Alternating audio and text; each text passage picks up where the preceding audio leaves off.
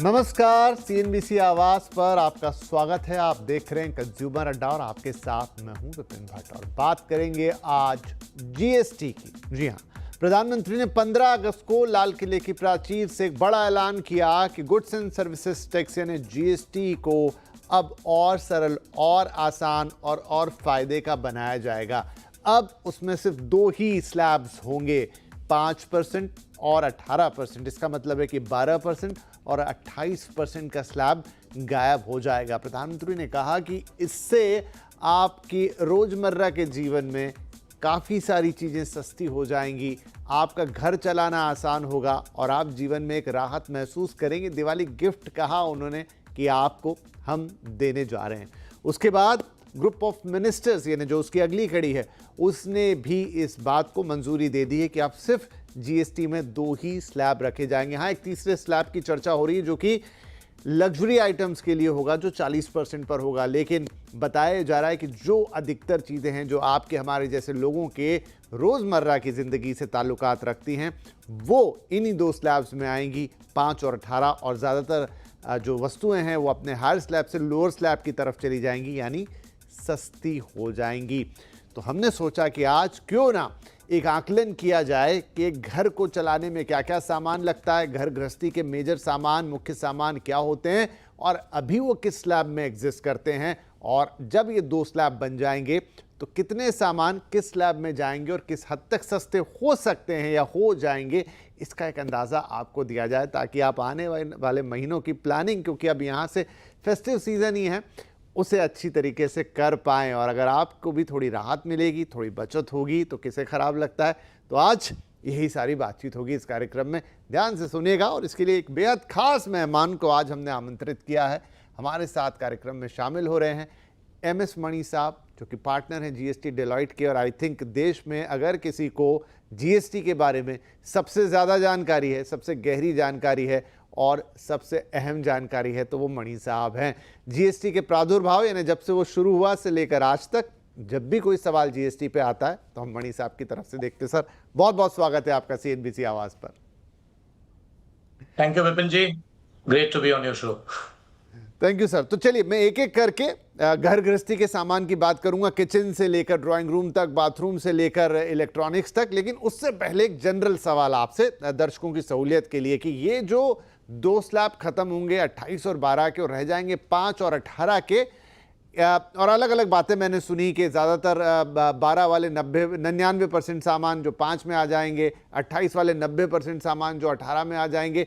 तो कुल मिला के क्या हम ये माने कि हर सामान जहां रखा है मोटे तौर पे अब वो सस्ता ही होने जा रहा है, मतलब अपने पहले प्रीवियस स्लैब को छोड़ के कम वाले में आ जाएगा? देखिए, जो प्रोडक्ट स्पेसिफिक रेट्स हैं उसका तो अभी तक डिसीजन नहीं हुआ है कि कौन से प्रोडक्ट किस स्लैब पे आएगा। इसका फैसला तो जीएसटी काउंसिल करेगी जब वो सितंबर के महीने में मिलेगी। पर अभी जो इंफॉर्मेशन है और जो लोग बात कर रहे हैं उससे कुछ चीजें बहुत एविडेंट हैं। पहली बात यह है कि 28% का जो रेट है और 12% का जो रेट है ये तो अभी जाने वाला है। इसके ऊपर अभी शायद कोई दो राय नहीं हो सकते हैं। दूसरी जो बात है इसमें, yes sir, you are audible. दूसरी जो बात हो रही है इसमें, उसमें यह है कि क्या सारे आइटम्स की जो जीएसटी रेट है वो कम होगी। तो इसमें क्या है कि जो 18% के स्लैब में है उनको 5% में लाने का कोई प्रपोजल नहीं है। तो जो 18% में है वो तो 18% में ही रहेंगे। जो 12% में है उसमें से अधिकतम जो प्रोडक्ट्स हैं वो आ जाएंगे 5% पे और शायद एक आधा दो प्रोडक्ट्स जाएंगे 18% में। 28% भी जो है उसमें ज्यादातर जो प्रोडक्ट्स हैं वो आ जाएंगे 18 में और कुछ प्रोडक्ट्स रहेंगे 28 में, जिसको सिन गुड्स कहते हैं या बड़ी गाड़ियां कहते हैं, वो शायद 40% के रेट में चली जाएंगी। तो ओवरऑल बेसिस पे अगर आप देखेंगे, पहली बात यह है कि जो हाउस होल्ड कंजम्पशन है 5% पे ही रहने वाले हैं और काफी प्रोडक्ट्स हैं जो 18% है वो 18% में ही रहने वाले हैं। सवाल सिर्फ होता है 12% वाले प्रोडक्ट्स और 28% वाले प्रोडक्ट्स का। ठीक है, बहुत ही क्लियर कर दिया आपने कि मेजॉरिटी ऑफ प्रोडक्ट जो जहां या तो वहां रहेंगे, लेकिन जो 12 वाले हैं उसमें से अधिकतर 5 में पहुंचेंगे और 28 वाले में से अधिकतर 18 में आ जाएंगे। और कुछ एक तो एक्सेप्शनल है और वो लग्जरी आइटम है, वो बहुत ऊपर के स्लैब की बात है, बहुत छोटे लोगों को इम्पैक्ट करेगा। लेकिन ज़्यादातर जो मिडिल क्लास लोग हैं, आम जनता है, उसके लिए ये जो 2 स्लैब हैं ये बड़े महत्वपूर्ण रहने वाले। चलिए अब एक एक करके हम शुरुआत करते हैं मणि साहब। सबसे पहले बात कर लेते हैं किचन की, कि किचन में क्या क्या सस्ता होने जा रहा है, क्योंकि वो घर का सबसे महत्वपूर्ण स्थान है। सबका काम किचन के बिना चल नहीं सकता, रोज खाना वहीं बनेगा, ताकत हमें वहीं से मिलेगी। तो अभी किचन की ज़्यादातर चीज़ें मैं आपसे पूछूं तो वो किस स्लैब में आती हैं और इनमें से कौन कौन सी चीज़ें सस्ती हो सकती है? दर्शकों की सहूलियत के लिए हमने एक लिस्ट बनाई है, वो ज़रूर साइड में चलती रहेगी, लेकिन हम आपसे समझना चाहेंगे। देखिए, किचन का जहां तक सवाल है, इसमें काफी प्रोडक्ट्स हैं जो आज की तारीख में एग्जेम्प्ट हैं, उनके ऊपर कोई जीएसटी नहीं लगती है। दूध ले लीजिए या फूड ग्रेन्स एंड सीरियल्स ले लीजिए जो अनपैक्ड कंडीशन में है, पल्सेस ले लीजिए जो अनपैक्ड कंडीशन में है। ये सारी जो आइटम्स हैं आज की तारीख में जीएसटी एग्जेम्प्ट है, इनके ऊपर कोई जीएसटी नहीं है और वही रहने वाली है फ्यूचर में। फ्रूट्स एंड वेजिटेबल्स जो हैं किचन में बहुत इंपॉर्टेंट हैं, वो भी आज की तारीख में एग्जेम्प्ट है। अब जो चेंज होने वाला है वो सिर्फ होने वाला है किचन के आइटम्स में 12% आइटम्स के ऊपर, क्योंकि जैसे मैंने पहले कहा कि 5% में जो आइटम्स हैं, जैसे पैकेज फूड ग्रेन है 5% में, कुछ पैकेज आइटम्स जो डेली खाने के जो पदार्थ हैं वो भी है 5% में, वो आइटम्स 5% में ही रहने वाली है। पर 12% के जो आइटम्स हैं उसमें से ज्यादातर जो प्रोडक्ट्स हैं वो आने की संभावना है 5% में। तो एक जो है 12% में जो आइटम्स रहेंगे, घी बताइए फॉर एग्जांपल, जो 12% में है वो आ जाएगी 5% पे। काफी चीजें हैं जो 5% में किचन पे डे टू डे बेसिस पे यूज होते हैं, वो आ जाएगी 5% पे। उसकी वजह से जो किचन स्टेपल्स जिसको कहते हैं, जिसमें आज की तारीख में एक हम कहेंगे जीएसटी के स्ट्रक्चर के हिसाब से एक एबरेशन है कि किचन के स्टेपल्स या तो एग्जेम्प्ट होनी चाहिए या 5% पे होनी चाहिए, और ये ओरिजिनल जीएसटी का आर्किटेक्चर भी उसी हिसाब से बना था। पर कुछ 8 साल के लिए वो किचन स्टेपल्स के कुछ जो प्रोडक्ट्स थे वो 12% पे आ गए थे। अब उसकी करेक्शन हो रही है, जहां किचन स्टेपल्स जो होंगे, हाउस होल्ड आइटम्स जो होंगे किचन वाले, वो सारे अभी या तो एग्जेम्प्ट रहेंगे या 5% पे रहेंगे। जी बढ़िया है। तो कुछ एक लिस्ट भी चली यहाँ पर, जैसे मनी साहब ने घी वाली बात तो कर दी, तो सबको ज़रूर उससे राहत मिली होगी कि चलो मेरा घी सस्ता हो जाएगा, क्योंकि वो महंगा आइटम होता है किचन के अंदर, one of the costliest.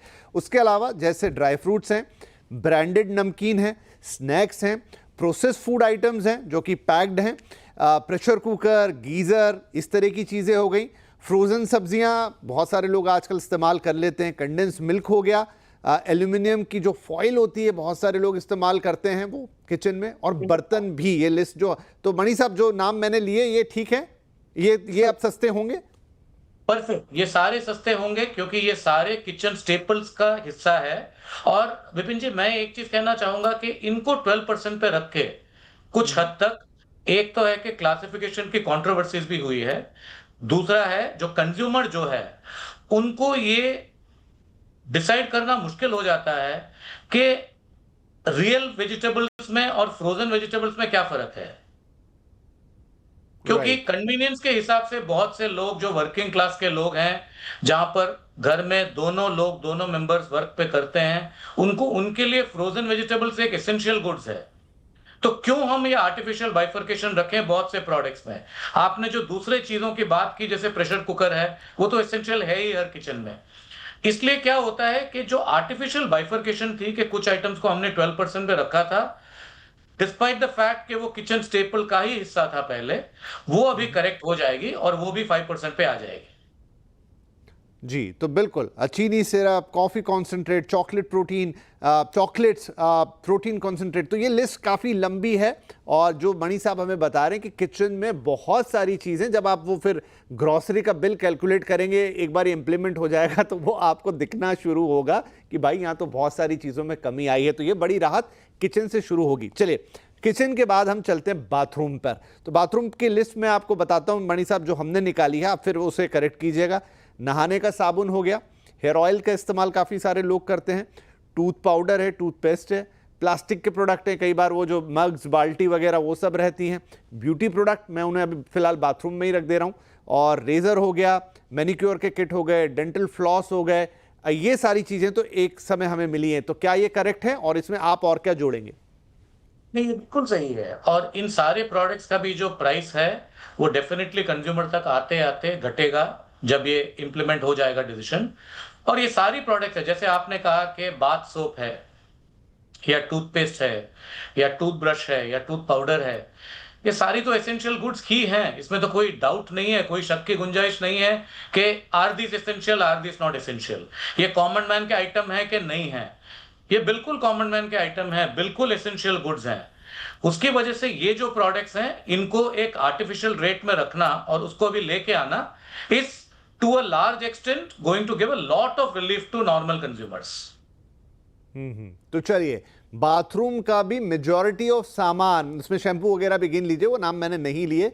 Majority of सामान जो भी आपके मन में आ सकता है। अच्छा, एक और चीज़ है सर, इसमें नहाने का साबुन तो है, लेकिन जो डिटर्जेंट पाउडर्स होते हैं, जो जिनकी कीमत अच्छी खासी होती है, और आजकल तो वॉशिंग मशीन में भी डिटर्जेंट पाउडर स्पेशलाइज आने लगे, क्या वो भी सस्ते होंगे, हो सकते हैं? सकते हैं, अगर उन्होंने इसको थोड़ा ब्रॉड बेस अगर कर दिया डेफिनेशन को, अगर उन्होंने ब्रॉड बेस कर दिया और ये कहा कि जो वॉशिंग मशीन में डिटर्जेंट पाउडर यूज होते हैं और जो रेगुलर डिटर्जेंट पाउडर यूज होते हैं और जो सोप हैं, ये सारे एक्चुअली कैटेगरी एक ही के हैं। और जो बनाते हैं, जो मैन्युफैक्चरर्स हैं इनके, वो भी सेम मैन्युफैक्चरर्स हैं जो ये सेम प्रोडक्ट्स बनाते हैं। और बहुत केस में आपने देखा होगा इनकी ब्रांड्स में भी काफी ओवरलैप रहता है। तो अगर ये सारे एक कैटेगरी में आ गए तो बहुत हद तक क्लासिफिकेशन डिस्प्यूट तो बंद हो ही जाएगा, पर वो टैक्स वालों का कंसर्न है। कंज्यूमर के हिसाब से ये बहुत क्लैरिटी रहेगी कि जो हमारे एसेंशियल गुड्स हैं, जो रोजमर्रा की जिंदगी में हम यूज करते हैं, जो कॉमन मैन आइटम्स हैं, सारे 5% पे हैं। That will be a wonderful thing to happen. वाह! तो जितने भी दर्शक देख रहे हैं, पता नहीं आप लोगों ने अपने ग्रोसरी बिल को कभी कितना ध्यान से देखा है, लेकिन नंबर 2 पे जहां सबसे ज़्यादा खर्चा आता है, सबसे ज़्यादा पैसे खर्च होते हैं, वो आपका बाथरूम है। छोटी छोटी चीज़ें होती हैं, लेकिन वो आपके ग्रोसरी बिल का एक बड़ा हिस्सा बना देती है। राइट, अब आते हैं जो घर के थोड़े से बड़े सामान है, इलेक्ट्रॉनिक्स। तो इसमें सर जो मैं देख रहा हूँ, जो लिस्ट मैंने देखी, उसमें TV, fridge, washing machine, iron, vacuum cleaner, AC, dish washers, mobile phone, एक रेंज तक के प्रिंटर्स, जो आजकल कई बार बच्चों के प्रोजेक्ट में काम आते हैं, तो बहुत सारे लोग घर पे ही खरीद लेते हैं। ये सारे आइटम मुझे दिख रहे हैं। इस समय ये किस स्लैब में मौजूद है, और ये चूंकि हाई टिकट प्राइस आइटम्स होते हैं, ये सस्ते हुए तो कितनी राहत होगी? देखिए, इसमें कुछ आइटम्स आज की तारीख में भी 18% में ही हैं। जैसे टेलीविजन के केस में भी टेलीविजन्स, एक छोटे जो टेलीविजन आते हैं जिसको हम कहते हैं अप टू 32 इंचेस, वो जो है वो ऑलरेडी 18% पे हैं। काफी और प्रोडक्ट जो आपने बताया वो भी 18% पे है। 28% पे जो आइटम्स है वो है हाई एंड टेलीविजन है 28% पे, डिश वॉशर्स हैं 28% पे, एयर कंडीशनर्स हैं 28% पे। और यहां पर मैं खास बताना चाहूंगा 2 आइटम्स के बारे में। पहले आइटम है एयर कंडीशनर। तो एक तो है कि हमारी कंट्री के प्रोग्रेस की वजह से और हीट वेव्स की वजह से काफी मिडिल क्लास हाउस होल्ड में भी एयर कंडीशनर जो है वो अभी नॉर्मल गुड्स हो गया है, वो अभी लग्जरी नहीं कहलाता है, वो एसेंशियल हो गया है सारे हाउस होल्ड्स में। सिमिलरली बहुत जगह पे कंट्री की जब डेवलपमेंट हुई है, प्रोग्रेस हुई है, उसके वजह से डिश वॉशर भी बहुत अभी एसेंशियल हो गया है। और जैसे मैंने पहले कहा कि जो कंपनियां एसी बनाती हैं, डिश वॉशर बनाती हैं, वॉशिंग मशीन बनाती हैं, टेलीविजन बनाती हैं, कुछ हद तक इसमें काफी कॉमन प्लेयर्स भी हैं। और कंपनी के हिसाब से उनको भी ट्रैक रखना, अपने इनपुट टैक्स क्रेडिट को मॉनिटर करना मुश्किल हो जाता है जब उनकी प्रोडक्ट्स 2 स्लैब में आ जाती हैं। कंज्यूमर के हिसाब से भी मुश्किल हो जाता है कि क्योंकि कोई कंज्यूमर जब इलेक्ट्रॉनिक्स गुड्स के शोरूम में जाता है, कोई प्रोडक्ट के ऊपर 28 है और कोई प्रोडक्ट के ऊपर 18 है, जबकि रियली स्पीकिंग दोनों प्रोडक्ट में कोई फर्क नहीं है कस्टमर के लिए। इसलिए अगर हम air conditioners, dish washers, large screen TVs के ऊपर रिडक्शन देखते हैं, पहला असर इसका ये होगा कि ये बहुत ज्यादा अफोर्डेबल हो जाएंगे सारे लोगों के लिए। दूसरा है ये जो आर्टिफिशियल डिवीजन हमने रखा है कि कुछ प्रोडक्ट्स को हम लग्जरियस प्रोडक्ट समझ के उसको 28% में रखेंगे और कुछ को हम समझेंगे कि ये एसेंशियल गुड्स है और उसको समझ के 18 में रखेंगे ड्यूरेबल्स के केस में। ये जो डिफरेंशिएशन है वो चला जाएगा। ओके, तो चलिए ये भी एक बहुत बढ़िया खबर है। अब ये सारी चीज़ें जैसा मणि साहब कह रहे हैं कि ना वॉशिंग मशीन, ना एसीज, ना डिश वॉशर्स, अब ये कोई लग्जरी गुड्स नहीं रह गए हैं। कॉमन हाउस होल्ड के पास आजकल होने लगा है। इवन टीवी भी, वो छोटे टीवी का तो मैंने तो देखा नहीं, बहुत सारे लोग कब आखिरी बार उसको देखा था। और वो बड़े पैनल वाले टीवीज ही, फ्लैट टीवी ही दिखते हैं सबके घरों में।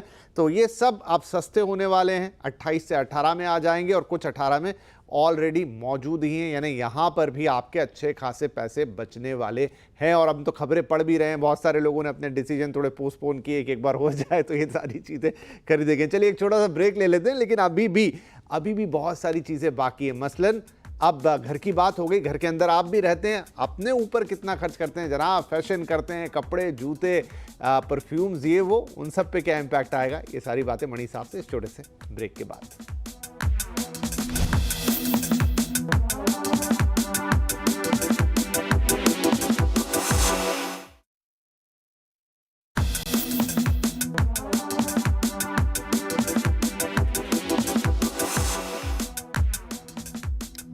Welcome back. आज बात हो रही है जीएसटी की। बड़ा अनाउंसमेंट ऑलरेडी हो चुका है कि अब से 2 ही स्लैब रहेंगे, 5 और 18% के। और साथ ही कहा गया है कि ये अब आपके खर्चों को कम करेगा। दिवाली गिफ्ट बताया गया है, प्रधानमंत्री ने कहा है। और अब जीओएम की भी मंजूरी हो गई। और आज हम वही एक एस्टिमेट लगा रहे हैं मणि साहब के साथ मिलके कि कैसे ये आपके खर्चों को कम करेगा, गृहस्थी चलाना अब सस्ता हो जाएगा। तो हमने काफ़ी सारे आइटम्स की बात कर ली ब्रेक से पहले। अब मनी साहब पर्सनल कंजम्पशंस पे आते हैं। तो यंग इंडिया की जो है वो सबसे बड़ी यंग पॉपुलेशन इंडिया के पास है। तो वो अपने फैशन पे, कपड़ों पे, जूतों पे अच्छा खासा खर्चा करते हैं, या तो खुद करते हैं, नहीं तो अपने पेरेंट्स से करवाते हैं। इनमें भी कितना फ़र्क पड़ेगा? विपिन जी, इसमें काफी फर्क पड़ेगा, क्योंकि आज की तारीख में जो आप जिस यंग पॉपुलेशन की बात कर रहे हैं, उनके जो फुटवेयर हैं और जो अपैरल हैं, रेडीमेड गारमेंट जिसको हम कहते हैं, इसके ज्यादातर प्रोडक्ट जो हैं वो 12% पे हैं। वहां पर वैल्यू कैप है बिलो 1000 रुपीज और अबव 1000 रुपीज, पर इसके ज्यादातर जो प्रोडक्ट्स हैं वो है 12% पे। अब 12% से जब ये 5% पे आ जाएंगी, जो हम उम्मीद कर रहे हैं जीएसटी काउंसिल के मीटिंग के बाद में, इसमें काफी रिडक्शन होगा। क्योंकि ये कैटेगरीज कुछ ऐसी हैं, जैसे अपैरल के केस में या रेडीमेड कपड़ों के केस में, ये बहुत प्राइस सेंसिटिव फैक्टर्स हैं। और यहां पर जब कंज्यूमर्स बदलते फैशन के साथ में मैच करना चाहते हैं, प्राइस सेंसिटिविटी बहुत ज्यादा है इसमें। तो इसीलिए सरकार का भी ये अनुमान है कि जब ऐसे प्रोडक्ट्स के ऊपर जीएसटी की कटौती होगी बाय 7%, तो इसका कंजम्पशन बहुत ज्यादा बढ़ेगा। क्योंकि अपैरल और फुटवेयर के केस में आज की तारीख में यंग जनरेशन खास करके अपने अपैरल को या फुटवेयर को तभी रिप्लेस नहीं करते हैं जब वो यूजलेस हो जाते हैं या घिस जाते हैं। वो फैशन ट्रेंड के हिसाब से हर 6 महीने में, हर साल में 2 बार चेंज होते रहते हैं।